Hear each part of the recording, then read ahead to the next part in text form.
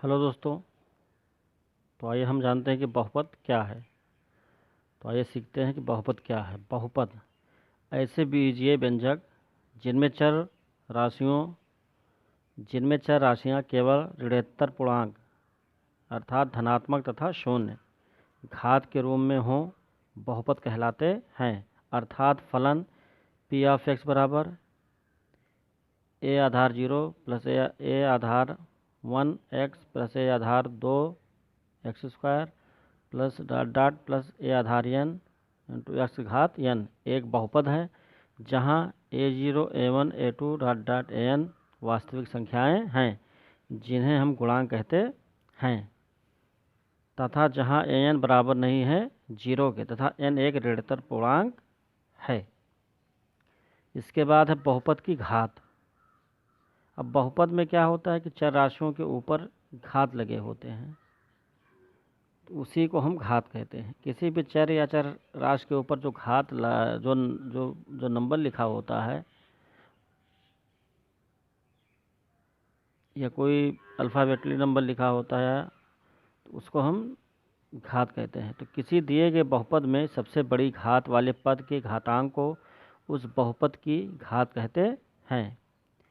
फिर से एक बात सुन लीजिए, किसी दिए गए बहुपद में सबसे बड़ी घात वाले पद के घातांक को उस बहुपद की घात कहते हैं।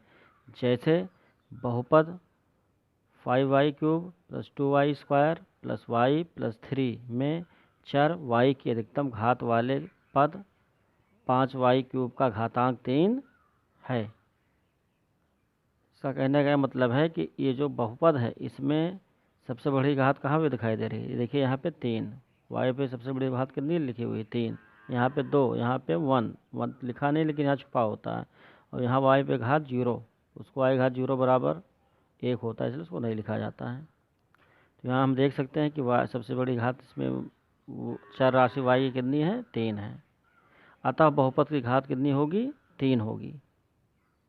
अब आइए इसके बाद बहुपद के प्रकार। तो बहुपद कितने प्रकार के होते हैं। तो बहुपद 4 प्रकार के होते हैं। कितने प्रकार के होते हैं 4 प्रकार के। पहला होता है रैखिक बहुपद। तो रैखिक ऐसा बहुपद जिसमें चर राशि की अधिकतम घात 1 हो, या ऐसा भी कह सकते हैं कि ऐसा बहुपद जिसमें चर राशि की अधिकतम घात 1 होती है रैखिक बहुपद कहलाते हैं। ऐसा बहुपद जिसमें चर राशि की अधिकतम घात 1 हो रैखिक बहुपद कहलाता है। जैसे पी ऑफ एक्स बराबर 3x प्लस 5। अब देखिए इस बहुपद में यहाँ 3x प्लस 5 लिखा हुआ है, यहाँ चर राशि क्या है x है और इसकी अधिकतम घात कितनी है 1। इसके बाद है द्विघात बहुपद। तो ऐसा बहुपद जिसमें चर राशि की अधिकतम घात 2 हो द्विघात बहुपद कहलाता है। जैसे पी ऑफ एक्स बराबर 5x square plus 3x minus 7/5। तीसरा है त्रिघात बहुपद। तो ऐसा बहुपद जिसमें चर राशि की अधिकतम घात 3 हो त्रिघात बहुपद कहलाता है। जैसे पी ऑफ एक्स बराबर 8x cube, P of X बराबर 9x cube plus 5x square.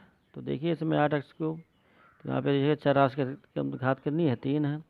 इसमें देखिए इसमें चर राशि की अधिकतम घात कितनी है 3 है।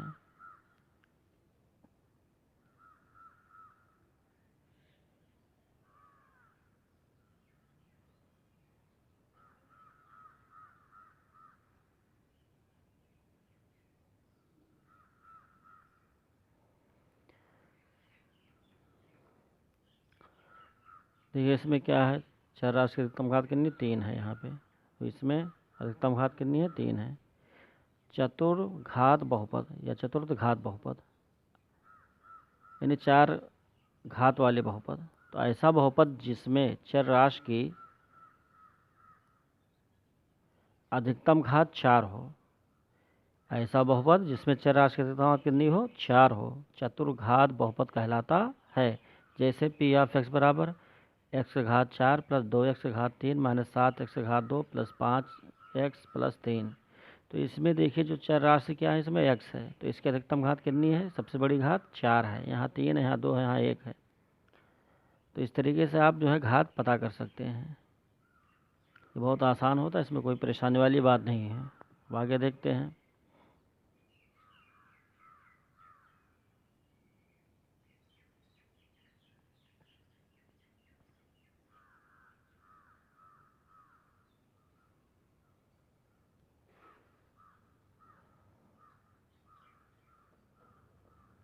अब आइए, बहुपद के शून्यकों और गुणांकों में संबंध, यानी बहुपद के जो शून्यक और गुणांक होते हैं उनमें क्या संबंध होता है। तो बहुपद के शून्यक अपने गुणांकों से संबंधित होते हैं। यहाँ हम बहुपद के शून्यकों तथा गुणांकों में संबंध ज्ञात करेंगे। पहला, रैखिक बहुपद के लिए। पहला क्या है? रैखिक बहुपद के लिए। तो रैखिक बहुपद ए एक्स प्लस बी का शून्यक बराबर क्या होता है? माइनस बी बटा ए, बराबर माइनस अचर पद बटा एक्स का गुणांक। तो इसको हम समझ सकते हैं, अचर पद कहाँ है यहाँ? देखिए बी क्या है यहाँ पे? अचर पद है। उसके बाद एक्स का गुणांक, तो ए क्या है यहाँ पे? एक्स का गुणांक है, ये लिखा गया है। उसके बाद है द्विघात बहुपद के लिए। तो माना अल्फा तथा बीटा द्विघात बहुपद पी ऑफ एक्स बराबर X square plus B X plus C के शून्यक हैं। यानी इसको इस तरीके से मान सकते हैं कि माना द्विघात बहुपद X square plus B X plus C है तथा जिसके शून्यक अल्फा और बीटा हैं, तब क्रमशः एक्स माइनस अल्फा तथा एक्स माइनस बीटा बहुपद पी ऑफ एक्स के गुणनखंड होंगे। तो इस तरीके से हम इसको पता कर सकते हैं।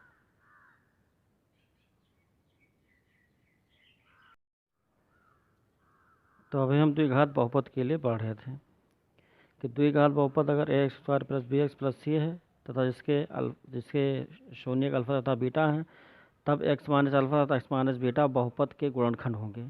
इसके बाद यहाँ शून्यकों का योग बराबर क्या होगा? अल्फा प्लस बीटा बराबर क्या होगा? माइनस एक्स का गुणांक बटा एक्स स्क्वायर का गुणांक बराबर माइनस बी बटा ए।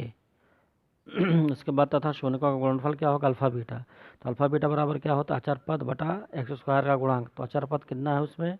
सी, और एक्स स्क्वायर का गुणांक कितना है? ए है। ये इसको इस तरीके से लिख दिया गया है। इसके बाद तीसरा है कि त्रिघात बहुपद के लिए माना अल्फा बीटा तथा गामा त्रिघात बहुपद एक X cube plus B X square plus C X plus D के शून्यक हैं, तब alpha plus beta plus gamma बराबर, ये क्या है? त्रिघात बहुपद का योग है या योगफल है। तो alpha plus beta plus gamma बराबर माइनस एक्स स्क्वायर का गुणांक बटा एक्स क्यूब का गुणांक बराबर क्या होगा? माइनस बी बटा ए। उसके बाद क्या है? Alpha beta plus beta gamma plus gamma alpha बराबर क्या होगा? एक्स का गुणांक बटा एक्स क्यूब का गुणांक बराबर सी बटा ए, तथा अल्फा बीटा गामा बराबर क्या होगा? माइनस अचर पद बटा एक्स क्यूब का गुणांक, तो माइनस डी बटा ए।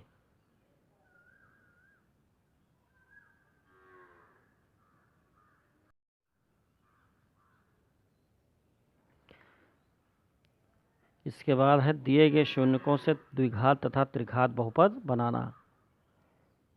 यानी क्या होगा कि प्रश्न में शून्यकों का योग तथा गुणनफल दिया रहेगा, इसकी सहायता से हमें द्विघात तथा त्रिघात बहुपद बनाना है। तो सबसे पहले पहला देखते हैं, पहला पॉइंट, यदि किसी द्विघात बहुपद के शून्यक अल्फा तथा बीटा हैं। क्या कह रहा है? द्विघात बहुपद के। तो द्विघात बहुपद है तो उस द्विघात बहुपद तो उसके शून्यक क्या होंगे? अल्फा तथा बीटा हैं। तब द्विघात बहुपद निम्न है के इंटू ब्रैकेट में एक्स स्क्वायर माइनस ब्रैकेट में यहाँ शून्यकों का योग इंटू एक्स प्लस शून्यकों का गुणनफल।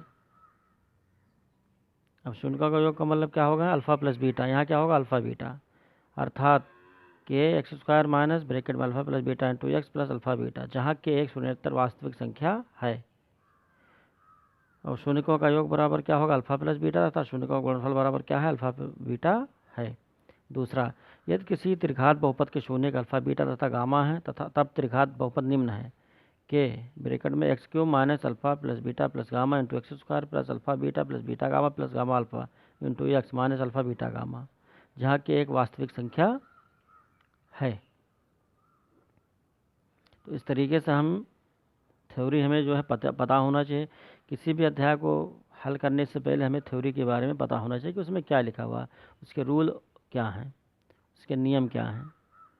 इससे हमें जो है बहुत ज़्यादा नॉलेज होगी, इसलिए आपको पढ़ना चाहिए ताकि आप नॉलेज जो है आपका बढ़ता रहे। तो आइए देखते हैं इसके बाद।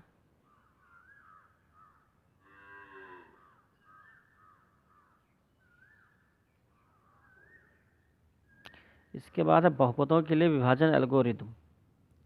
तो यदि पी ऑफ एक्स और जी ऑफ एक्स कोई दो बहुपद हैं जहाँ जी ऑफ एक्स बराबर नहीं है, जीरो हो, तो बहुपद क्यू ऑफ एक्स और आर ऑफ एक्स ऐसे प्राप्त कर सकते हैं कि पी ऑफ एक्स बराबर G of X into Q of X plus R of X, अर्थात भाज पी ऑफ एक्स बराबर भाजक जी ऑफ एक्स गुणा भागफल क्यू ऑफ एक्स प्लस शेषफल आर ऑफ एक्स, जहाँ आर ऑफ एक्स बराबर जीरो तथा आर ऑफ एक्स की घात छोटी है जी ऑफ एक्स की घात।